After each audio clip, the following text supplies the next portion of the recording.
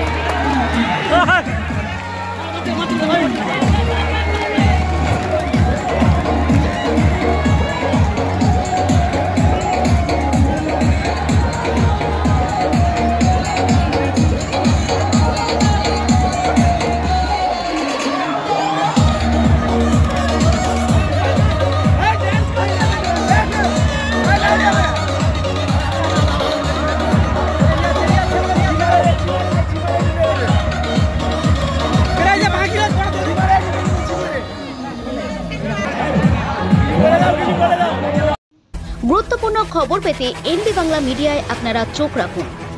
সবার আগে সবার পাশে এনবি বাংলা মিডিয়া চ্যানেল।